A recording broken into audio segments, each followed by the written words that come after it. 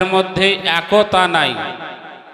ভাই ভাইয়ের সঙ্গে বিভেদ, বাপ বেটার সঙ্গে বিচ্ছেদ, শাশুড়ি বহুতে বিচ্ছেদ, মা বেটিতে বিচ্ছেদ।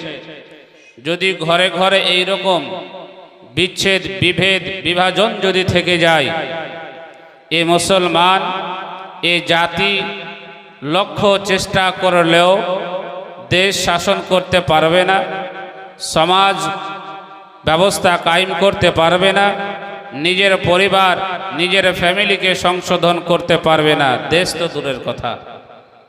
মৌলানা রাকিবুল ইসলাম সাহেব বেশ কিছু ভালো কথা বললেন।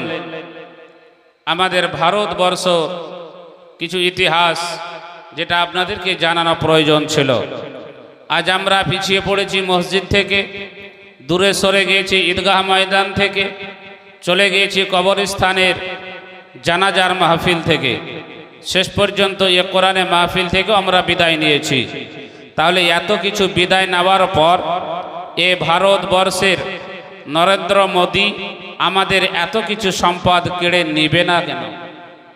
কেন কাড়বে না? কাড়ার তো মূল কারণ এটাই যে আমাদের মধ্যে বিভেদ আছে, একতা নাই। তবে যাই হোক বাবা জীবন ভাইরা, এটা আমার মূল উদ্দেশ্য আলোচনা নয়, আলোচনার দিকে এগিয়ে যাই। আপনার যেহেতু সময় খুব সংকীর্ণ, পরস্পর বক্তা আমন্ত্রিত বক্তা আপনাদের সম্মুখে নির্ধারিত সময়ে আসবেন এবং আলোচনা সুরালু কণ্ঠে রাখবেন।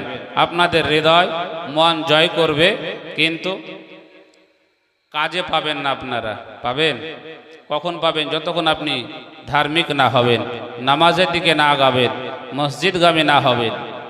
তো বাবা জীবন ভাইরা, আমি গ্যারেজ করা আছে, গ্যারেজে সাইকেলটাকে রাখা নাই, সব রোডে গাড়ি সাইকেল যা আছে ওগুলা গ্যারেজে রাখা আছে। গ্যারেজ কোথায়?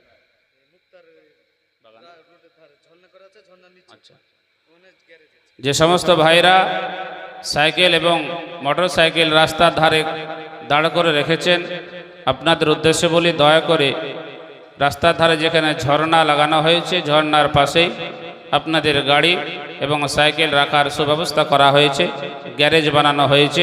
দয়া করে আপনারা গাড়িগুলি সাইকেলগুলি গ্যারেজ করবেন। আচ্ছা, আমাদের ঈদ উল ফিতরের নামাজ হওয়া কতদিন হলো? সোমবারের দিন 8 দিন, তাহলে আজ 5 দিন, তাই তো? রমজান মাসে ইবাদত করে মানুষ হয়তো আলাপাড়া হয়ে গেছে, তাই না?